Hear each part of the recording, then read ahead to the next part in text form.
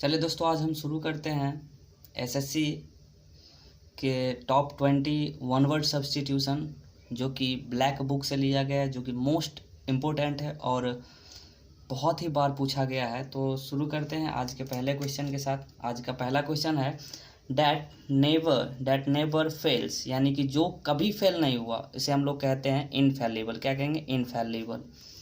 दूसरा कह रहा है कि a person who dislikes women, एक ऐसा व्यक्ति जो स्त्रियों से घृणा करता है, उसे हम लोग मीजोगाइनिस्ट बोलते हैं। क्या बोलते हैं दोस्तों? मीजोगाइनिस्ट, यानी कि नारी द्वेषी जिसको बोलते हैं, जो नारीत्व से नफरत करता है। तीसरा क्वेश्चन कर रहा है a person who hates and avoid other people.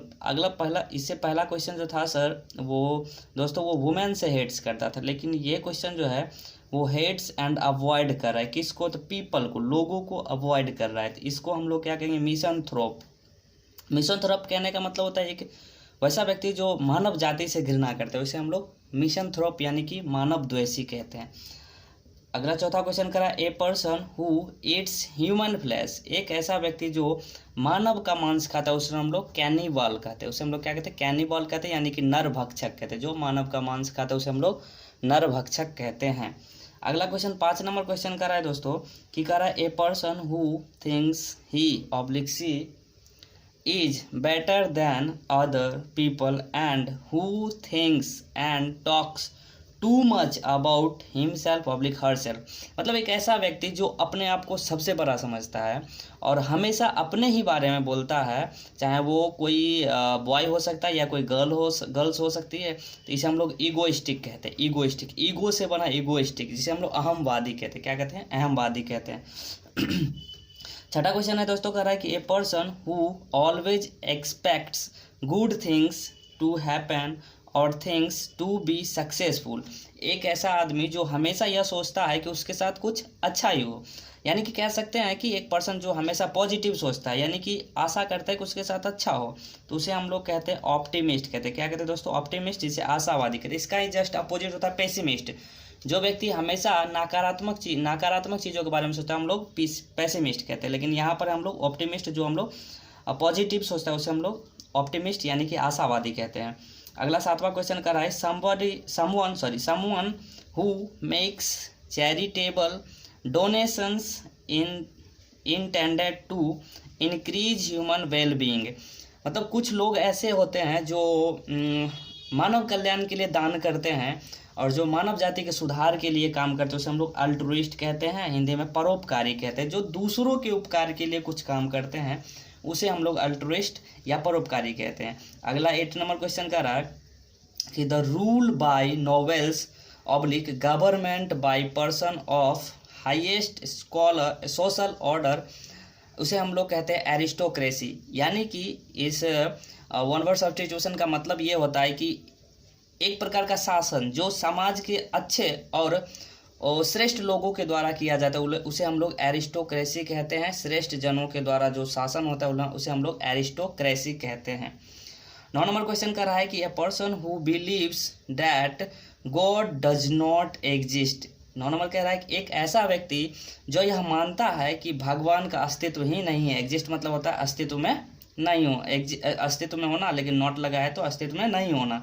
तो एक ऐसा व्यक्ति जो भगवान को नहीं मानता या फिर उनके अस्तित्व को नहीं मानता, उसे हम लोग एथीइस्ट कहते हैं। क्या कहते हैं दोस्तों? एथीइस्ट कहते हैं। हिंदी में नास्तिक कहते हैं। वह व्यक्ति जो भगवान को नहीं मानता, उसे हम लोग एथीइस्ट कहते हैं या नास्तिक कहते हैं। अगला हम लोग 10 नंबर देखते हैं दोस्तों।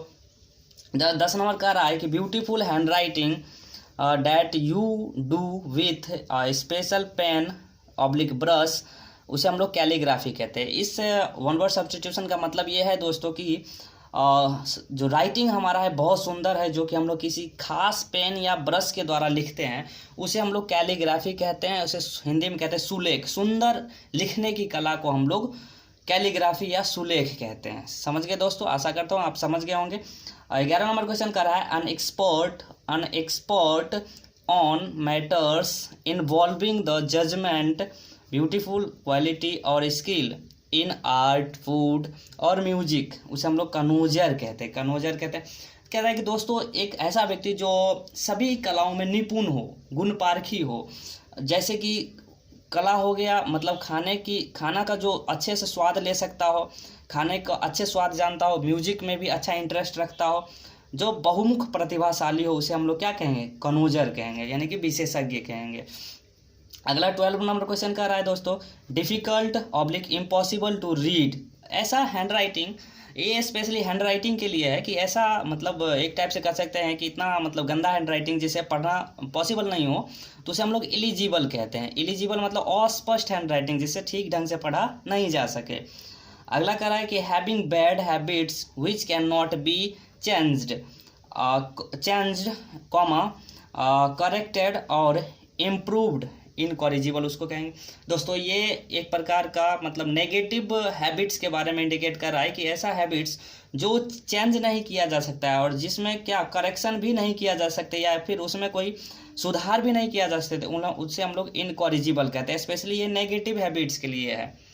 अगला हम लोग देखते हैं कि अ पर्सन हु स्टडीज और कलेक्ट्स स्टम्प्स, एक ऐसा व्यक्ति जो डाक टिकट को संग्रह कर उसको पढ़ता है, उसे हम लोग फिलेटिस्ट कहते हैं। क्या कहते हैं दोस्तों, फिलेटिस्ट कहते हैं। जो व्यक्ति डाक टिकट को संग्रह करता है और उसे पढ़ने के लिए रखता है उसे हम लोग फिलेटिस्ट कहेंगे। क्या कहेंगे दोस्तों, फिलेटिस्ट कहते हैं। अगला है 15 नंबर क्वेश्चन का रहा है कि a person who is able to suffer pain oblique trouble without complaining oblique showing what they are feeling, या इसी को दूसरे वर्ड में कह सकते हैं, सिंपल वर्ड में, one who is indifferent to pleasure और पेन, मतलब ऐसा व्यक्ति जो थोड़ी सी खुशी मिलने पर ज़्यादा खुश नहीं होता है और थोड़ा सा दुखी होने पर ज़्यादा दुखी नहीं होता, यानी कि जिंदगी के हर एक परिस्थिति में अपने आप को समान बनाए रखता है, उसे हम लोग स्टोइक कहते हैं। क्या कहते हैं दोस्तों, स्टोइक। ये नहीं कि मतलब थोड़ी सी खुशी हुई तो ज़्यादा उछलने लगे, थोड़ा सा दुख हुआ तो बहुत ज़्यादा रोने लगे हैं, ऐसा नहीं करते हैं। स्टोइक का मतलब हुआ कि हर एक परिस्थिति में अपने आप को समान बना के रखते हैं। 16 नंबर क्वेश्चन कर रहा है कि a person belonging to a foreign country, यानी कि एक ऐसा व्यक्ति जो दूसरे देश से आया हो या फिर दूसरे ग्रह से, स्पेशली दूसरे ग्रह से आया हो, तो उसे हम लोग एलियन कहते हैं, विदेशी। विदेशियों को हम लोग क्या कहेंगे, a person belonging to a foreign country, उसे हम लोग कहेंगे क्या, एलियन। अगला 17 नंबर क्वेश्चन कर रहा है, एनिमल्स डैट ईट मीट, ऐसा जानवर जो मांस खाता है। जनरली आप लोग जाने गए होंगे कि हिंदी में उसे मांसाहारी कहते हैं और इंग्लिश में उसे कार्निवोरस कहते हैं। देखिए दोस्तों, इसको याद करना सिंपल है कि हम लोग कार्नी मतलब काट काट कर खाना, और जो भी मांसाहारी जीव होते हैं उसे चीर फाड़ काट काट करके खाते हैं, तो उसे याद रखिएगा carnivorous. Animals that eat meat that is called carnivorous animal.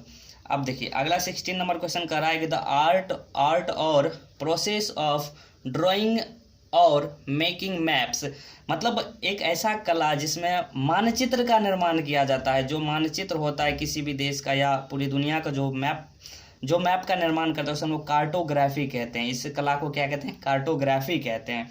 अगला है 19 number question, the studies of the origin and history of words and there meanings, मतलब शब्द उत्पत्ति विज्ञान, जिसमें हम लोग शब्द की उत्पत्ति के बारे में पढ़ते हैं, उसके बारे में जानकारी लेते हैं, वो कहाँ से आया है या उसके इतिहास के बारे में जानकारी लेते हैं, उसे हम लोग इटिमोलॉजी कहते हैं। क्या कहते हैं दोस्तों, इटिमोलॉजी, शब्द उत्पत्ति विज्ञान कहते हैं उसे।